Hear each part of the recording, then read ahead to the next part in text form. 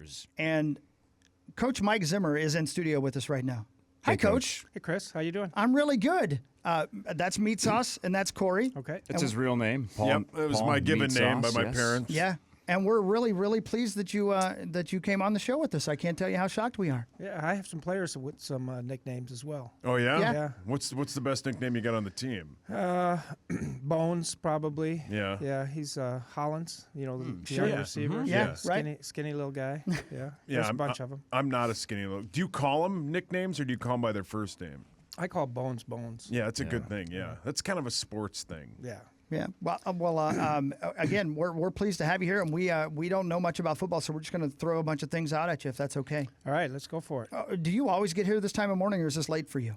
Yeah, I thought you guys slept in. Yeah. Right. Yeah, that's what I figured. Yeah. Yeah. So I'm what time do usually you know you? Like 4:30. Yeah. So what are you doing at 4:30? Is that film watching already, or what's the first Yeah. thing you do?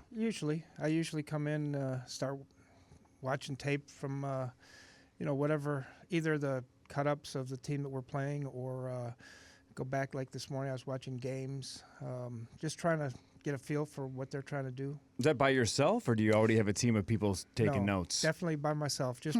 That's the best time of the day because no one's there to come in and ask you questions except Hagen, of course. I know, Would you buzzkill, leave right? him alone? Yeah, Yeah, stop, he will Bob. not. Can you tell me all the way back to when you were young? Where does and I hope you have a love for football still. I would guess you do. Where does that come from? Why football? Well, my dad was a football coach, and so ever since I was little, I was going to his practices and things like that, and hanging out with them. And I was on the sidelines all the time. I actually was playing basketball with one of his managers before a game on Friday night, and he happened to break his leg. I don't know how he did it, but so I got in a little trouble that night. Right. And but no, it's just kind of grown. I played 3 sports, but and had an opportunity to do more things probably in baseball. But I just love football. Were you any good at it? Yeah, I was pretty good. Yeah. Yeah. What position? Well, I was a quarterback. Oh wow. Okay. Yeah, coach's kid, you're a quarterback, right? That makes sense. Yeah. Yeah, it was hard. It was much harder on me than it was anybody else. Being I a bet. Coach's So kid. to Chris's point, I'm glad that you love football, but it doesn't seem like you love the media or dealing with the media specifically. Speaking of Bob Hagen, and time for 2 more over there. And my favorite thing to watch during your press conferences is somebody will ask you a question about somebody's improvement, like, hey, explain so-and-so's improvement over the last 4 or 5 weeks. And you'll say something like, well, yeah, we like how he's playing, but he's got 2 or 3 things to work on. And they do what they're supposed to do as a journalist. They'll say, well, what are those 2 things? And you always just smile like, yeah, I'm not telling you. But they keep trying. Every week they try, like, tell us specifically what you need them to work on. And you don't want to give up the company secrets on that player for other teams to hear it, so you just smile and basically shrug them off. I would be so defeated if I were them. I would just say, why am I showing up to these? He never gives me that information. Yeah, well, that's part of it. Is I don't want to tell the opponents what our guys are working on, but in today's NFL or today's sports, players get sensitive too. And so if you start saying, hey, he needs to do this better, he needs to do this better, then it comes back to me, and the agent hears it on TV or whatever on the radio, and then they call me, and the player's upset, and so it's just not worth it. Last week you played But a I do 5 tell them go what they ahead. need to work on. Sure. Yeah, all the players. Last week you played a 5-8 team. This week you play, 11-3, 10-3 football team in the Green Bay Packers. How does the prep work change from a 5-8 team to a team that you're now playing, who's one of the best teams in the league, if it changes at all? No, it doesn't really change at all. As you get going and you look at each team, you try to find out their strengths, their weaknesses. You try to figure out, how we can work together as a team to beat this one particular team. And when we get ready to play a team like San Diego last week, for instance, who was 5-8, but they had beat Chicago, they beat Green Bay, they'd won some big games. We don't even look at their record. We just look at their talent, what they're doing, how we have a chance to affect them and win the game. Does it bother you that only 3 of your guys got named to the Pro Bowl, or does stuff like that not bother you? It's kind of a double-edged sword a little bit. I think we've had some players that played really well enough to go to the Pro Bowl. And say, and there was several of them. Cousins, Kendricks. I thought Griff had a really good year so far. But there's a lot of guys, and Anthony Harris. So there was a lot of guys that we, C.J. Ham. That we felt like were worthy of it. On the other hand, for me, this is a team game, and you couldn't make the Pro Bowl without your teammates and the other guys helping you and doing the other things. And we always try to go on team awards much more so than individual awards. Again, believe it or not, that really is Coach Zimmer. This is not a fake Power Trip press conference. Coach Zimmer is really in the studio with us. We're live down at TCO right now. Coach, an odd question, but bear with me for a moment. How often do you see a coach failing in the NFL and say, that's a good coach with bad players? Well, I think that happens a lot. Right. Belichick got fired in Cleveland. Great point. Okay. So, and there's a lot of guys that, can, and quite honestly, there's the other side of the coin too. There's guys that win because they have really good players. So, the biggest thing you have to do is, for me as a coach, is try to get everybody on the same page, working all in the same direction, figuring out how we can win games together, as opposed to just because you may not have as good of players, that doesn't mean you can't play really good collectively together. And and it goes both ways. This is a not for long league. It happens all the time. Guys get fired. Unfortunately, I've never been a guy to say, man, I hope this guy gets fired or that guy gets fired, because, even if I was trying to get a job, I would want to get the job because of my whatever I've done in the past, as opposed to, some of these other guys. Are there certain, I'm sorry, just to follow up on that, are there certain jobs you would not have taken, and I'm not going to ask you which ones, certain jobs you would not have taken in this league if you were offered, and maybe it did happen, I don't know about it? That's a really hard question, because there's only 32 of these jobs in the world, right? And you don't get those opportunities. I think that I was extremely fortunate to fall into this job, just because the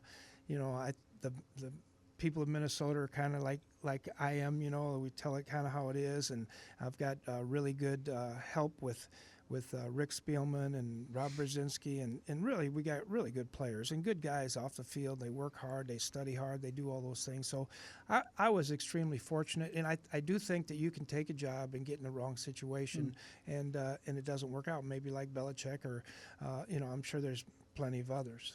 But you get so much equity, right? Even if you fail as a head coach, you get so much name recognition. You got DC jobs or OC jobs or college jobs just waiting for you. So you almost have, like you said, you almost have to take it just in case. Yeah, and I was offered a big time college job, and I didn't take it to stay as a defense coordinator way back when. But it just at that point I thought there was something better for me than that, and so.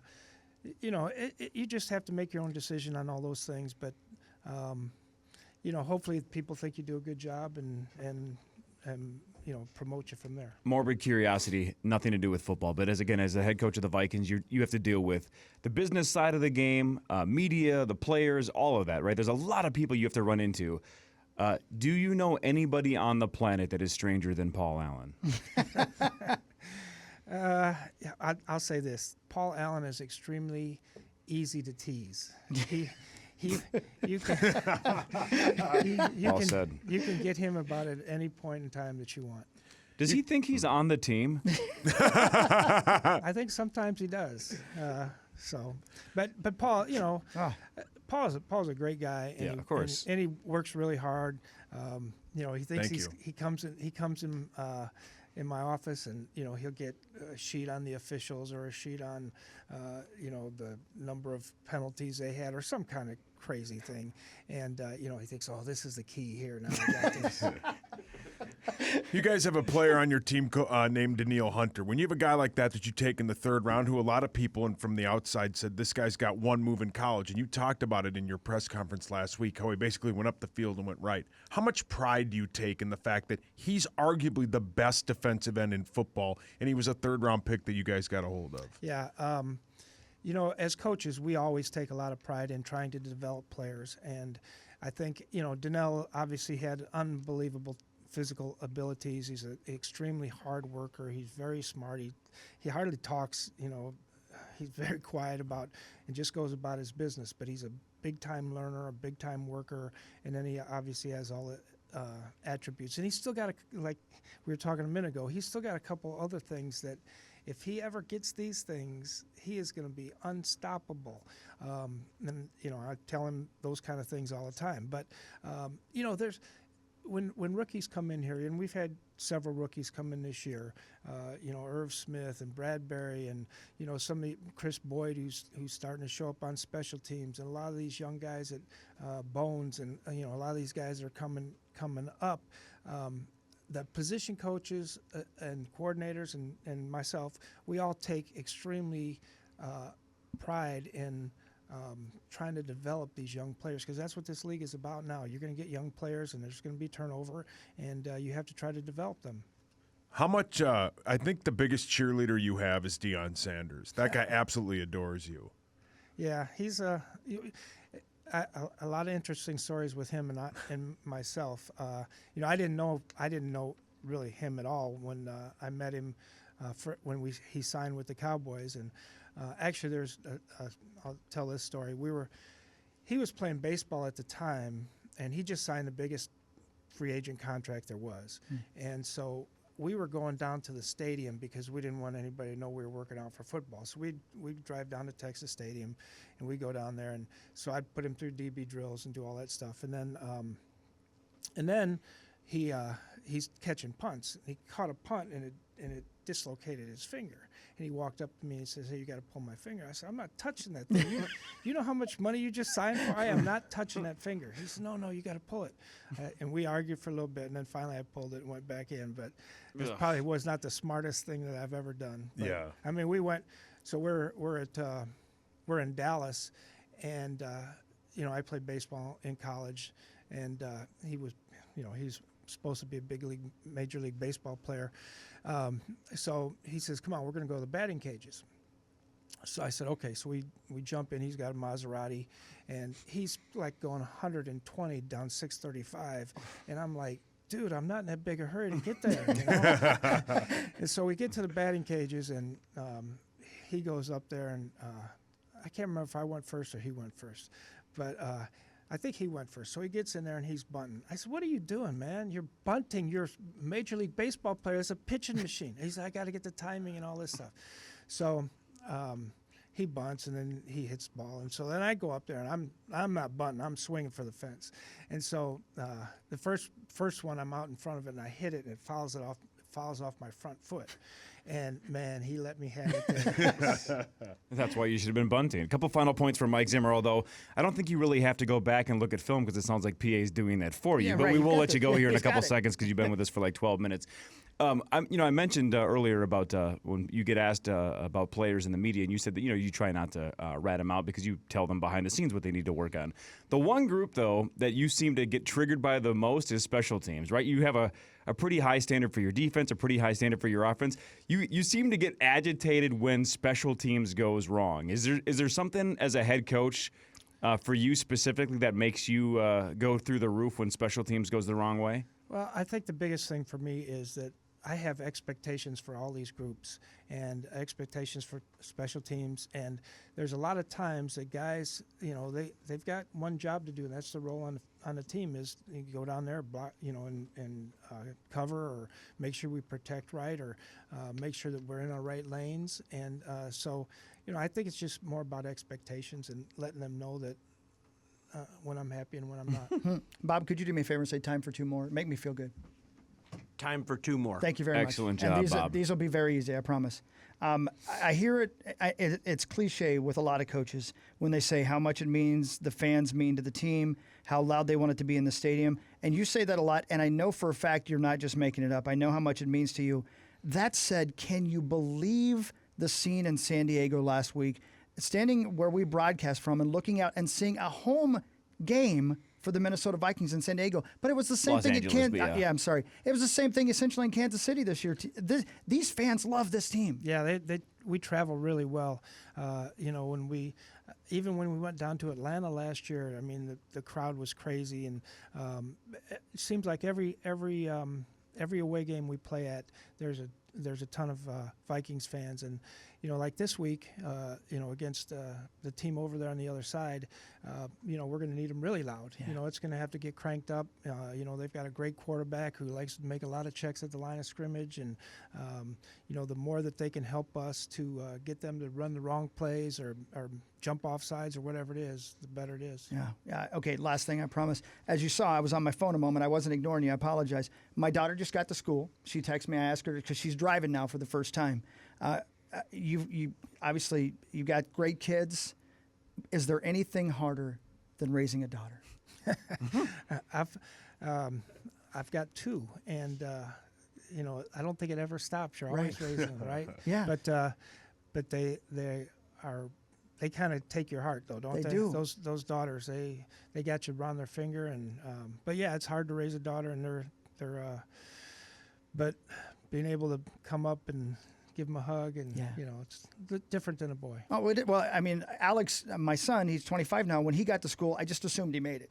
Yeah. With Abigail, I'm like, will you please text me when you get to school? Yeah. There's a double standard. I can't help it. Yeah, well, you're a dad. That's exactly Oh, right. way to be sexist. Yeah, Great. I can't Way to help go. it. Yeah. You know what? Thank you for this. You're welcome. It means Yeah, a lot. thank you. All right. Ladies and gentlemen, All right. that's Have a the good day. real Coach Zimmer right there. Thank you. And thank you, Bob Hagan. Thanks, Bob. So Yeah. we're at